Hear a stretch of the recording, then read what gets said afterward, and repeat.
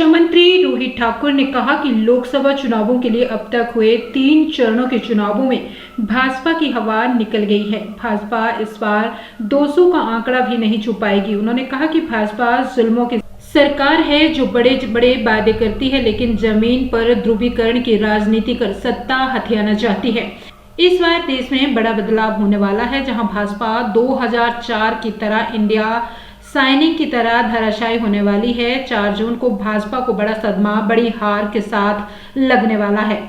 रोहित ठाकुर ने शिमला में पत्रकारों से वार्ता के दौरान कहा कि भाजपा 2014 में किए गए वादों की बात 10 साल तक सत्ता में रहने के बाद भी नहीं कर पाई है।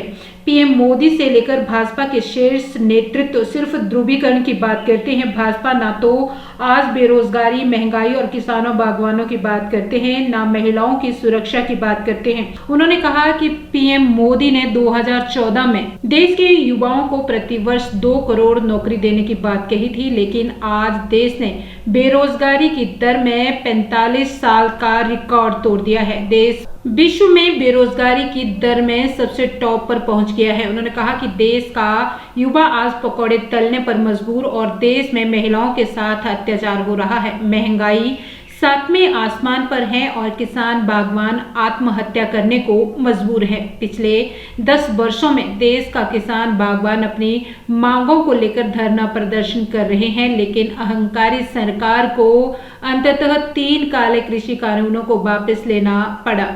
उसी तरह देश में युवाओं के लिए सेना में भर्ती होने का सपना भी चकनाचूर कर दिया है अग्निवीर योजना लाकर, जिससे युवा वर्ग परेशान हो गया है।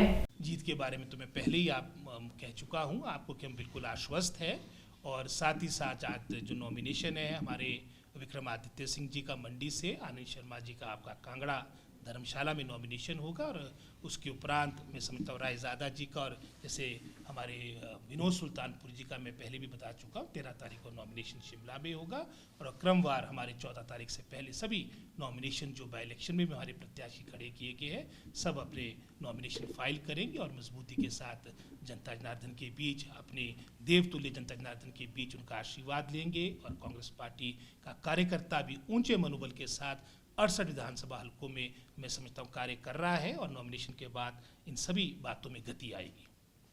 जैसे मैंने पहले कहा है, ये प्रयास कर रहे हैं कि धर्म के आधार पर, जाति के आधार पर, पोलराइजेशन के माध्यम से, ध्रुवीकरण के माध्यम से आप जो मुख्य मुद्दे हैं, चाहे नड्डा जी की बात हो, चाहे मोदी जी की बात हो, ये क्या सच्चाई नहीं कि पिछले 45 साल के रिकॉर्डतम स्तर पर अनएम्प्लॉयमेंट भारतवर्ष में पहुंच चुकी है।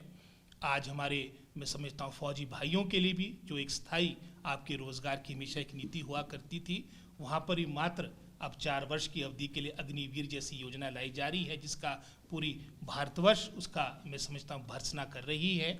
हमारे जो किसान बागवान है, क्योंकि कृषि प्रधान हमारा राष्ट्र है, और वो भी पूरे आपके मोदी कार्यकाल के दौरान अपनी मांगों को लेकर आंदोलनग्रस्त रहे। क्या ये सच्चाई नहीं? ये सारी मैं समझता हूँ जो बातें ध्यान भटकाने वाली बातें हैं, लेकिन दो मर्तबा ये हो चुका है। लेकिन तीसरी मर्तबा, जैसे मैंने पहले भी कहा, कांग्रेस पार्टी को, इंडिया अलायंस को, हमारी जो सेक्युलर पार्टीज़ है, डेमोक्रेटिक पार्टीज़ है, जो हमारी प्रोग्रेसिव पार्टीज़ है, भारतवर्ष की जनता जनार्दन अपनी आशीर्वाद देगी। नड्डा जी ने तो 2022 के इलेक्शन में बड़ी बड़ी बातें की थी, और उस वक्त भी कांग्रेस पार्टी ने हिमाचल प्रदेश में बहुत अच्छा प्रदर्शन किया है, और निश्चित रूप में आने वाले चुनाव में, उपचुनाव में कांग्रेस पार्टी का बहुत अच्छा प्रदर्शन रहेगा।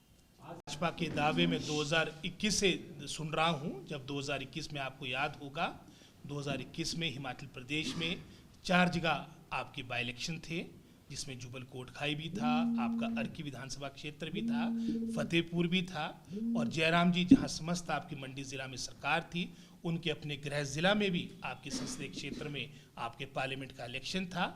और परिणाम क्या हुआ? उस वक्त भी बड़े बड़े दावे थे। 4-0 के साथ हिमाचल प्रदेश की प्रबुद्ध जनता जनार्दन ने कांग्रेस पार्टी को अपना आशीर्वाद दिया।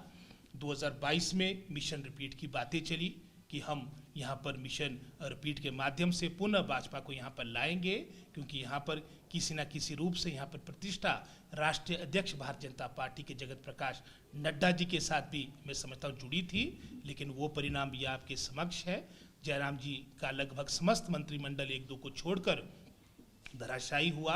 यहाँ पर भी कांग्रेस पार्टी अच्छे बहुमत के साथ लगभग 40 सीटों के साथ हिमाचल प्रदेश की प्रभु जनता जनार्दन ने, हिमाचल प्रदेश के कर्मचारियों ने, बहनों ने, माताओं ने, किसानों, बागवानों ने अपना आशीर्वाद कांग्रेस पार्टी को दिया है।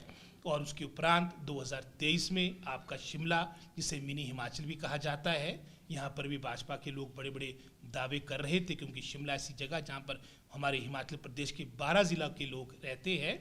यहाँ पर भी 3/4 मेजॉरिटी के साथ कांग्रेस पार्टी को हमारी जनता जनार्दन ने अपना आशीर्वाद दिया है। और अब पार्लियामेंट इलेक्शन की बारी है और सोलन नगर निगम में हमारे वो भी 21 में प्रारंभ हो गया था और अब हमारे पार्लियामेंट इलेक्शन की बारी है, उपचुनाव की बारी। और उपचुनाव तो एक तरह से ज़बरदस्ती धन बल के आधार पर हिमाचल प्रदेश पे भारतीय जनता पार्टी ने, मैं समझता हूँ, थोपने का प्रयास किया। लेकिन हिमाचल प्रदेश देवभूमि है, यहाँ तो दूर की बात रही, जो इनकी अपनी सरकार हरियाणा में आज वर्तमान में अस्थिर हो चुकी है। और यहाँ पर जहाँ तक बाई इलेक्शंस की बात आती है, बाई इलेक्शंस में भी सभी सीटों में कांग्रेस पार्टी की जीत होगी और पार्लियामेंट इलेक्शन में भी बहुत अच्छा प्रदर्शन कांग्रेस पार्टी को मिलेगा, प्राप्त होगा।